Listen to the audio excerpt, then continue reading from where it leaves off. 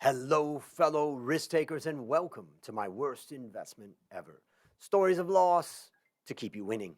In our community, we know that to win in investing, you must take risk, but to win big, you've got to reduce it. Ladies and gentlemen, I'm on a mission to help 1 million people reduce risk in their lives.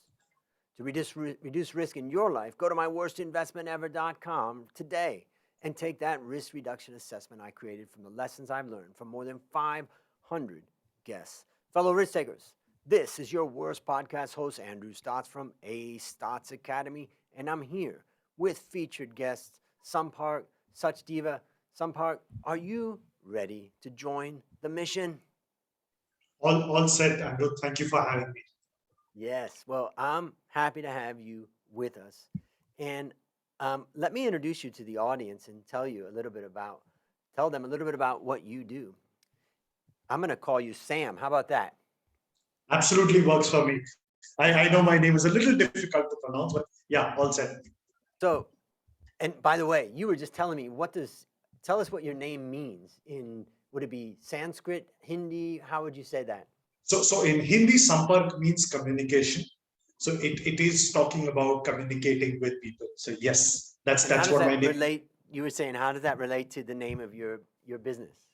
So my venture now is called Sampark, which means communicate with communication. So that's the play of words that's there, and a lot of people do come out and say that it is very creatively put in. A lot of people come and ask me, was this name since birth, or have you done it after you got into marketing? So Mm, yes. interesting. So, let me introduce you to the audience a little bit. Uh, Sam's got 12 years of corporate experience across Asian Paints and other businesses. He's also been awarded Best Digital Coach of 2021 at India Coaching Awards. He's been a TEDx speaker in 2020. He's been in the LinkedIn spotlight in 2019, and he was recognized as one of India's top content creators. That's not an easy feat. There's a lot of competition there. He's also known as the top marketing and sales professionals in 2019, which was something that was awarded by Paul Reiter and Oracle. He's trained over, listen to this, ladies and gentlemen, he's trained over 20,000 people across 125 sessions across 10 countries. He has over 125,000 followers across social media channels. And my goodness, Sam, why don't you take a minute and tell us about the value that you bring to this world? Um, Andrew, if you ask me one particular thing that I truly believe in, and I truly believe in giving out as well, is positivity. Because I feel, irrespective of what state you are in, irrespective of what hardship, obstacle, failure you're going through, I think it is positivity that can take you places. It is that positivity which will pull you out of that uh, hole that you've got yourself into. So yes, that is one thing that I absolutely truly believe in, and I think that is one thing which has kept me going with all the failures and all the hardships that I've got, and the stories that we will be talking in the Mm. podcast ahead as well. It's interesting because I totally believe in positivity, but there are some people out there that think, "Oh, it's just over optimistic and just try to be positive and think everything, rose-colored glasses and just think everything's great." But there's so much more about the concept of positivity. What does it mean to you so that the audience can really understand how they can implement positivity in their life? See, and this is something that I have imbibed from my mom, and that's something that she always keeps saying, that irrespective of what happens, it's His grace that is there. And if you look at the Hindi concept, there is a concept of karma as well, on good deeds. So if you are doing what you're supposed to, if you're doing what is right, sooner or later you will get the result. It may not be monetary terms, it may not be uh, just from the money perspective, but if you keep giving good to the world, good does come back to you in whichever form. And I think that's where, when you are in that whole mode of being pulled down by your circumstances, you need to keep doing what is right. You need to keep focusing towards what's the right thing there. And that's where you build up positivity that, okay, with time this will come back. with time, this too shall pass. So that positivity keeps you confident, that also keeps you humble, and that's what keeps you going. And positivity is really it's a fun topic when things are going well. But when you're kind of feeling like I'm stuck in a hole or I'm not getting the results that I want, I'm constantly pivoting and trying different things and it's not working. It's a brutal environment with COVID and all of that stuff. It's a hard thing, but I believe it's a valuable thing. So for the listeners out there who are struggling right now and know that they want to have more positivity in their life, but they are kind of down and life is hard right now, what would be kind of your number one tip of how to bring more positivity into their life? The way I push myself through is two things. One, if I look back when you were in school and those times were bad and you were stressed because of exams, you came through it. Then when you went to college, there was something else in terms of your placements and jobs, etc. You fell down, but you went through it. When you had your first breakup, you felt the world had ended, but yes, you went through it. So your experience yourself teaches you that irrespective of at every stage where you felt that you are down and out, you've come across it. So that's rule number one that I follow in terms of uh, how do you keep yourself positive. Second is I ask myself the question, what is the worst that will happen? Mm. So if I know if that answer to that question is not life threatening, it's something that I can look at. What is the worst that will happen? You might take a little more time. You might need a little more effort. You might need to put in a little more of hard work. But if it is not something which is going to kill you, it will surely make you stronger. So that's one question that I ask myself at almost every stage of my life. Fantastic. That's great thoughts and also great advice. I've just been taking some notes on that, and I'm going to come back and follow up on some of that. But before we waste any more time, it's time to share your worst investment ever. And since no one goes into their worst investment thinking it will be, tell us a bit about the circumstance leading up to, and then tell us your story. Uh, so Andrew, this I go back and I will not call it my worst because that again goes into that whole negative connotation there. But it's one of my biggest learnings that I go through. So you mentioned a lot of things that I did and etc. etc. So this I go back into. I had a very wonderful corporate career. I was with Asian Paints, which is India's largest paints company, for over 5 years. 2015, I moved into the startup thing with Ola, which is the Indian Uber. I was there for a period of 3 years. Then I moved into Oyo, which is the largest hospitality brand in the country, for another 2 years. In this journey, 2019, I won the top 100 marketing and sales professionals in the country. So yes, everything was going good on the corporate side. On my passion side, I have been writing on LinkedIn for close to 6 years. I've done over 2,000 posts. 2019, I won the LinkedIn Spotlight Award. So that is an award by LinkedIn recognizing the top content creators.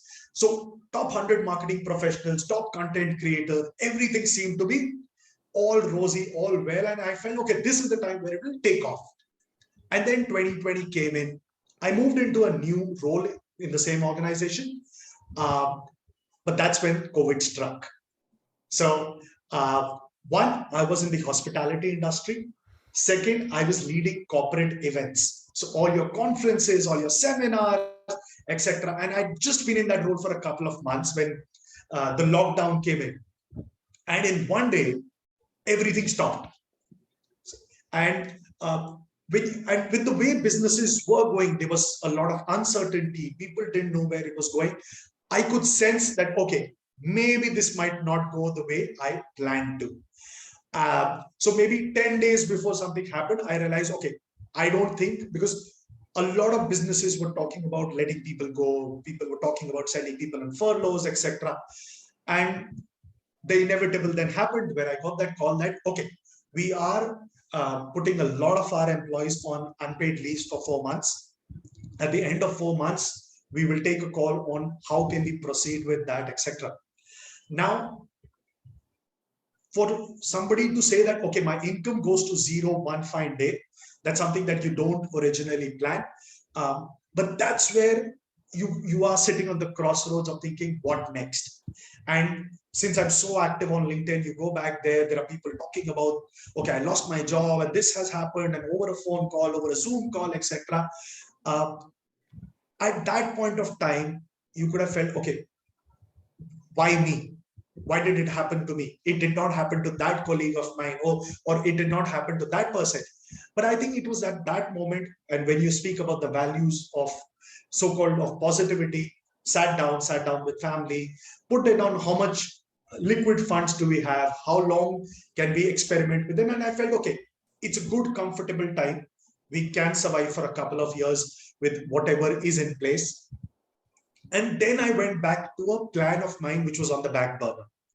So since I had got the content creator award, etc., and I had loved trainings and bit like that, but I consulted my mentors, etc., and all of them had said, okay, you started thinking about it, make a plan, work on that plan for the next 3 to 4 years, and then we can look at this at the long term. But when this happened, one fine day, that 3-4 year plan came to that very evening. So I became an accidental entrepreneur. I said, what is, again, I go back to that question that I asked myself, what is the worst that will happen? I said, okay, let me give myself those 4 months. Let me give it a shot. At least at the end of 4 months, I know if it works or does not. And if it does not, I know I have built enough credibility back in my corporate journey that I will get something to go back.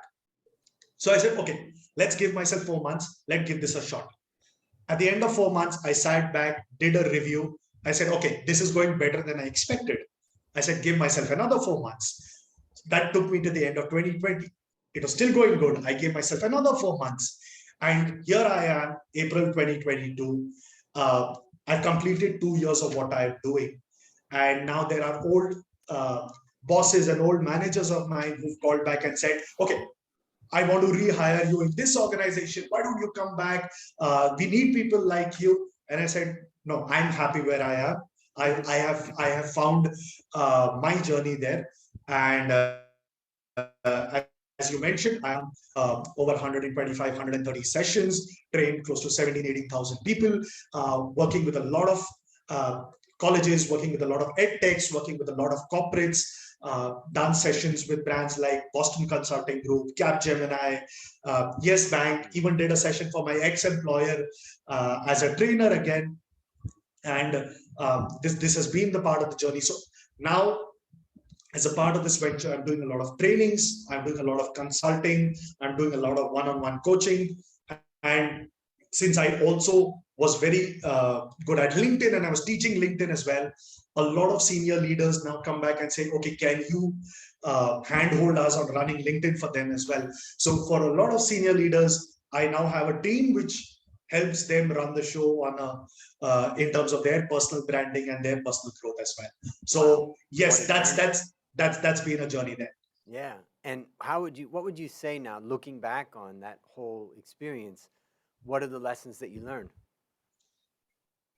See, one very important lesson that I would have learned here is that when you are a corporate professional, you are a lot of times under that whole thing of that stability and that check that you get at the month end. And a lot of people say, someday I will do something of my own. And but you never have the guts to take that plunge. And you always keep procrastinating, thinking someday that will happen. And I've seen a lot of success stories come out of something like this, where the plunge was never voluntary, but the plunge was accidental or a pushed plunge. And once you're on the other side, it broke a lot of myths for me. Now, once I'm on this side, I realized that in a corporate journey, you are restricted by your own thoughts. You feel you might be doing well because you see the people one level above you, you see people one level below you, and that's your world. But when you go out on your own, you realize that it's a very big world out there. You don't know a lot of things, you don't know a lot of people. And that's been the greatest learning for me over the last 2 years. That's one. Second, it is hustle. I don't say, when I say that, okay, everybody should take a plunge, does not mean it is easy on the other side. It requires a lot of hustle, because suddenly when I moved out of my last organization, I had a 200-member team. Now I was doing everything on my own. So everything from building your brand, marketing your brand, generating those leads, closing those leads, and then giving your service as well. Everything comes up to you. So that's something that is another learning that I got. But when I also look back, I feel that when something like this happens, when something goes wrong, uh, that's where you are actually tested. Because again, being active on LinkedIn, a lot of people went there and said, oh, why did this happen to me? I'm in deep trouble and stuff like that. You cannot play a victim card. No matter how bad your situation might be, a victim card can be played once, but you can't keep playing the card again and again. And even for an employer, or even for somebody who wants to hire you, they want to see what did you do when you were down the hole there. So I always knew that irrespective, even if I failed doing what it is, I could at least go back and talk about this in my next interview or in my next corporate job. That okay, I was in trouble.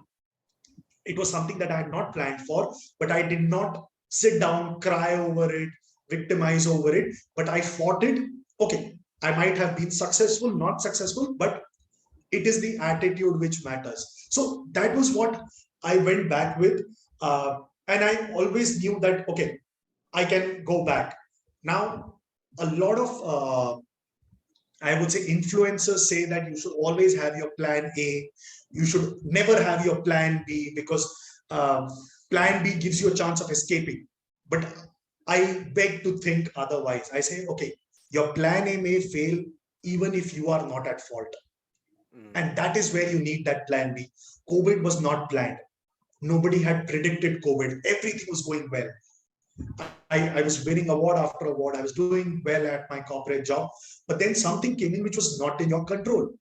And that time, because I had been building my plan B, which was creating that network on a platform like LinkedIn, when I switched, I was able to fall back on that network. So that brings me to another learning that it is very important to network. For youngsters who are there, you do not realize this till you are 5, 6, 7 years into the industry, that majority of jobs are through reference.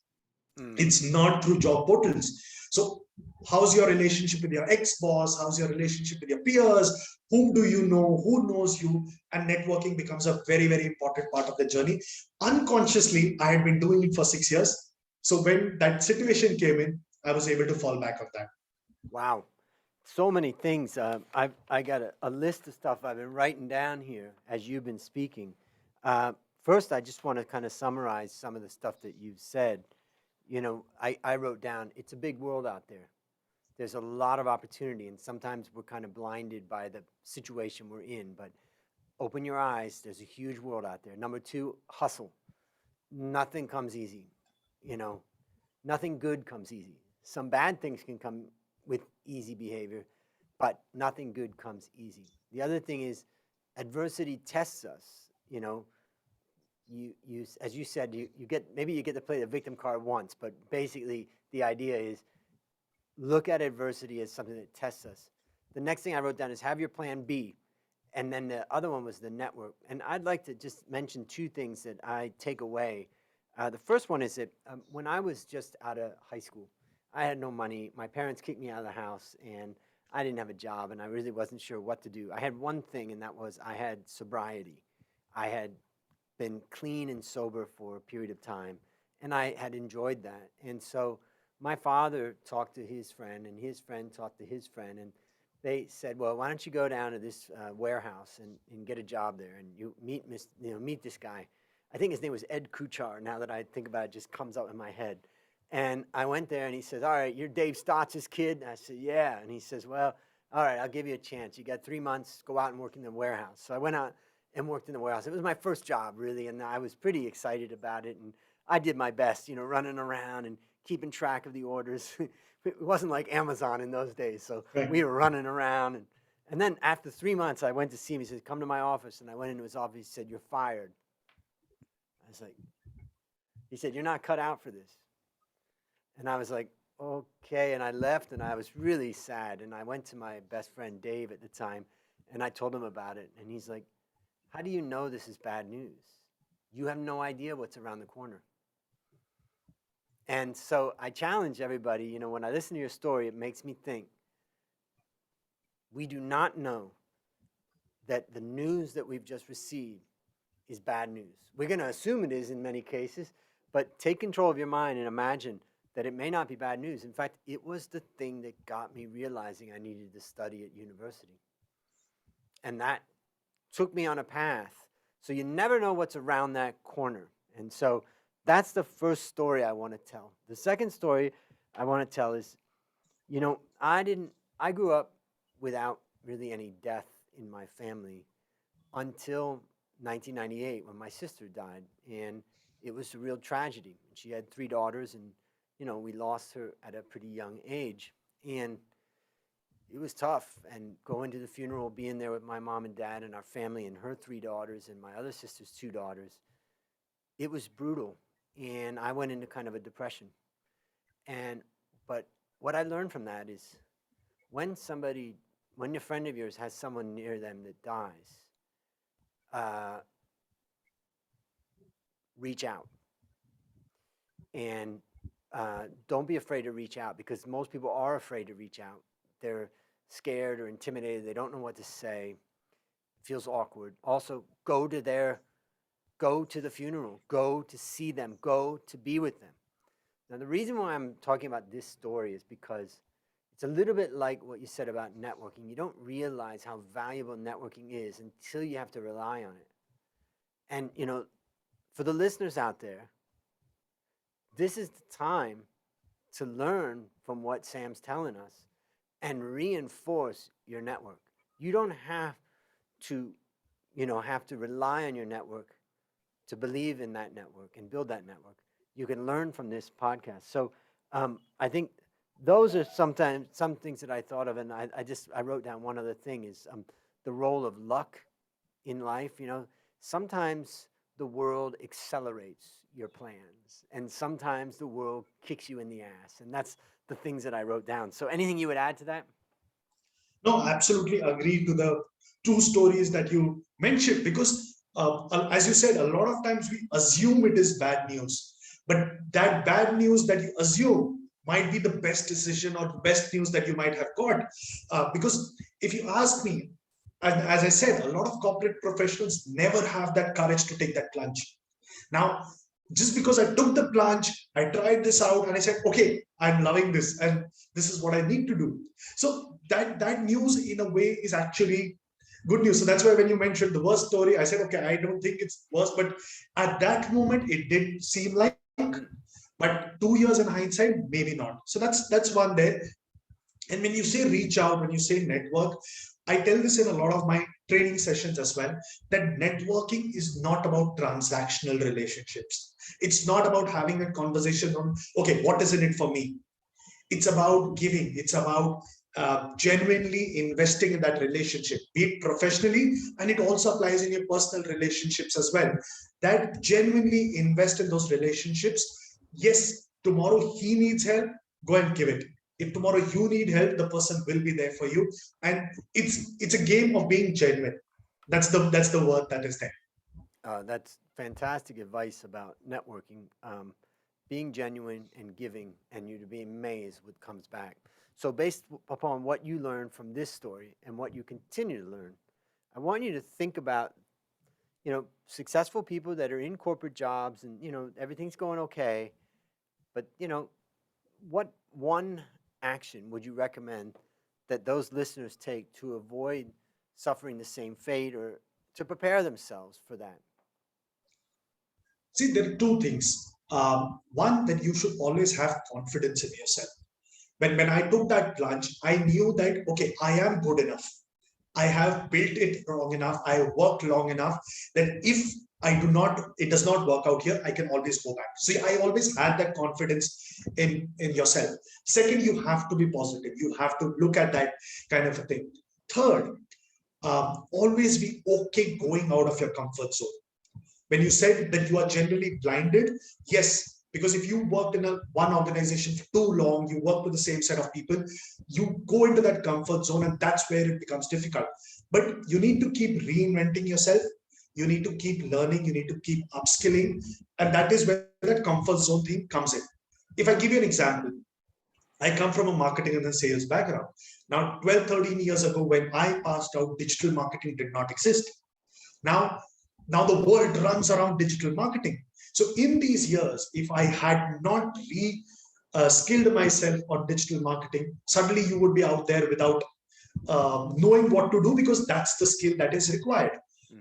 Also, again, I take a part out of that whole networking bit is build your personal brand, because a lot of times you are known by the brand that you work for. So if you ask somebody, who are you? He said, I'm the head of sales at here, or I'm the head of marketing at here. COVID has proven that job security is a myth. Jobs might come and go, organizations might come and go, but the only brand which you take with you till your grave is your name. And if you build that brand around that name, that's where the known networking thing comes in. Do people recognize you? What's the niche that you've created for yourself? So tomorrow, irrespective of that, any big brand being behind you or not, you can survive on your own. Great advice. And it's the type of thing you don't think about when you're in the corporate world and everything's going well. You're just doing your job. Absolutely. It's a lot like a lot of people look at LinkedIn. It's just a place to look for a job. And I just was I was about to have a meeting with someone in the corporate world, and I looked at their LinkedIn profile, and I just could realize, like, okay, this is a person that they're married to their company, and that's, where they're at, and that comes across very clearly in their LinkedIn. See, because you might be married to the organization, it might not be the vice versa. and I think that's a lot of people who learn it the hard way. Yeah. And as you rightly said, you don't realize this when everything is going well. And it's not something that you can blame an organization as well. They are running a business. They are paying you for your service. They are buying your service. Tomorrow, if it is not required, it's absolutely okay. Yeah. But a lot of people get agitated saying, why? No, they can't do this. That's not right, etc. End of the day, you are working on a contract of paper. So you're selling your service, they're paying you for it. And I say this in the positive light, that, okay, that's okay. Because a lot of people can say, oh, that means doing a job is bad. No, absolutely not. I have loved every bit of my job tenure. I have loved every experience across organizations, and I'm loving what I do. Yes, every relationship has those tough times, and that's how you move ahead there. Fantastic. So maybe you can share a resource with the audience. I know you've got some online courses and other stuff, so maybe you can share a little bit so that they get an idea of how they can get more of your knowledge. So while I do a lot of my one-on-one sessions and my coaching, etc., I do have a couple of courses on my website as well, which is sampark.com. There is one course on being a champion of LinkedIn. So it teaches you how to use LinkedIn to build your personal brand, how do you build a network there. And I have another course there, which is how to be a rock star at work. So how can you upskill your career there? How can you fast track your profile in a job kind of a scenario as well? So those are two courses there. Besides that, yes, I do a lot of live sessions. I do a lot of one-on-one sessions. I do a lot of sessions for corporates, going back and how to be a good manager, how do you improve productivity, etc., etc. Fantastic. So I'll have links to that in the show notes, ladies and gentlemen. Go to his website, check out these two courses, but also, Sam, one of the things that comes across with you is your positive energy. I feel it. And so, for the listeners out there, tap into it. Also go to his LinkedIn, because that's where he's got a lot of contributions. All right. Last question. What is your number one goal for the next 12 months? So over the last 2 years, I've been able to structure what I want to do. I have tried a lot of things here and there, etc. And now I know that I have been now doing corporate trainings for a lot of organizations. Now, this is something that I would want to expand extensively over the next 12 months. I now have a team, and I'm hiring, etc. So it's about going full throttle into that. Those trainings across our three verticals. One is the whole personal branding and LinkedIn bit, one is the sales marketing bit, and one is the whole employee capability building bit as well. So those are the three verticals that I am working on, and I think that's where I'm now working with a lot of organizations to upskill their team members as well. Exciting. Well, listeners, there you have it. Another story of loss to keep you winning. If you haven't yet taken the risk reduction assessment, I challenge you to go to myworstinvestmentever.com right now and start building wealth the easy way by reducing risk. As we conclude, Sam, I want to thank you again for joining our mission. And on behalf of A Stotz Academy, I hereby award you alumni status for turning your worst investment ever into your best teaching moment. Do you have any parting words for the audience? I would just like to summarize whatever I said. I said, be positive, be confident, keep building on your brand, and keep working on yourself, keep upskilling, keep working on your foundation. And trust me, sooner or later, you will reach where you have to. Might be a little later due to whatever obstacles that come by, but you will reach where you deserve to be. Amen. And that's a wrap on another great story to help us create, grow, and protect our wealth. Fellow risk takers, this is your worst podcast host, Andrew Stotz, saying thank you for joining our mission, and I'll see you on the upside.